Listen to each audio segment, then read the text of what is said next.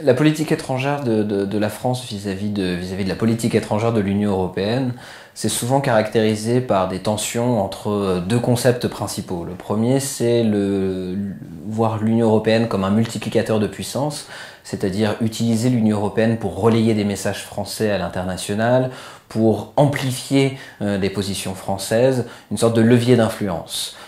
Et l'autre position, c'est plutôt l'européanisation, c'est-à-dire faire en sorte que la politique étrangère nationale soit davantage porteuse de messages européens, davantage que de messages strictement nationaux.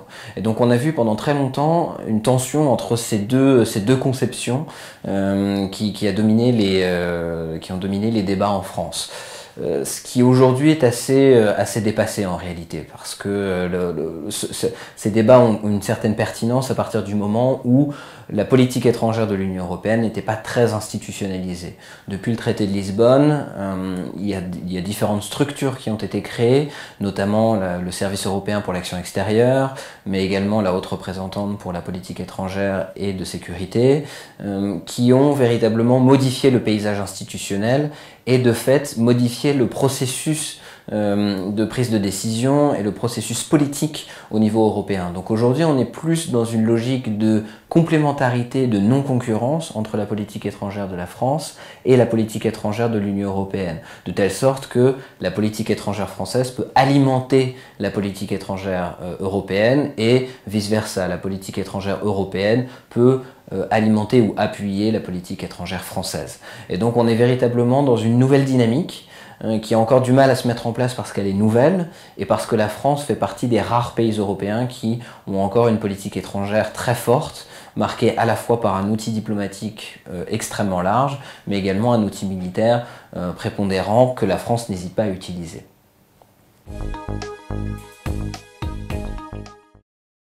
Il est vrai que la France se retrouve aujourd'hui dans une position assez paradoxale. D'un côté, elle souhaite maintenir une présence internationale très forte en déployant son outil diplomatique et son outil militaire, et de l'autre, elle sait pertinemment que seule, elle va rapidement atteindre ses limites dans un monde dominé par de très grandes puissances.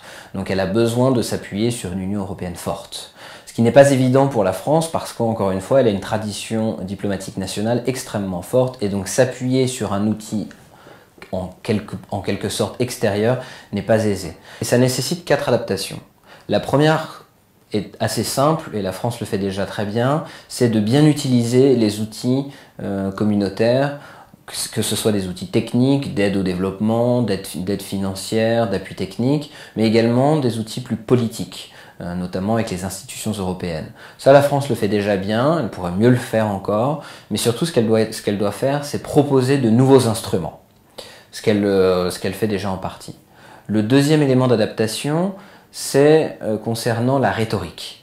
La France a longtemps promu des concepts très ancrés et très marqués comme franco-français, notamment l'Europe de la défense, l'autonomie stratégique, qui sont des termes qui sont mal compris à l'étranger, soit parce que la traduction en anglais ou dans d'autres langues ne s'effectue pas de manière naturelle ou idiomatique, soit parce que la totalité du concept ne plaît pas à la totalité des États membres. Et donc on a vu à plusieurs reprises une difficulté à faire comprendre et à faire en sorte que les États membres adoptent des concepts français, et notamment l'Europe de la défense. Donc il y a un besoin de réviser la rhétorique pour l'adapter à un contexte européen à 28, ça c'est une chose, et la deuxième chose c'est de l'adapter pour faire en sorte que le message français soit plus européen et prenne davantage en compte les réalités européennes d'aujourd'hui.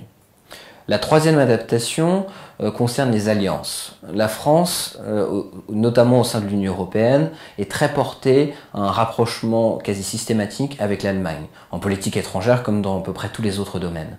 Ce qui fait que certains autres partenaires peuvent se sentir un peu lésés ou mis à l'écart par la France, ce qui est une mauvaise chose. Il est évidemment essentiel d'avoir un dialogue privilégié avec l'Allemagne, mais aujourd'hui, si la France souhaite faire passer ses messages au niveau européen, elle a besoin de créer des alliances avec beaucoup plus d'États membres. Et c'est vrai qu'il y a un manque de diversification des partenaires privilégiés français au sein de l'Union européenne. Et la quatrième adaptation est une adaptation très interne pour le coup. En politique étrangère, un État est crédible à partir du moment où son outil économique est crédible, où son économie est crédible. Aujourd'hui, ce n'est pas le cas. Et donc c'est vrai que la France bénéficie d'une certaine aura en termes de sécurité internationale et est très probablement perçue comme le leader de la sécurité européenne, mais c'est un leadership par défaut qui peut rapidement s'estomper si l'économie française ne se résorbe pas. Donc ça c'est une véritable priorité pour que la France puisse asseoir son leadership au niveau européen. Notamment dans un contexte où on a le Brexit d'un côté, l'arrivée de Donald Trump de l'autre, et la question russe qui n'est toujours pas résorbée. Et là, il y a une éventuelle opportunité pour relancer des débats européens, pour relancer la question d'une présence européenne à l'échelle internationale plus forte.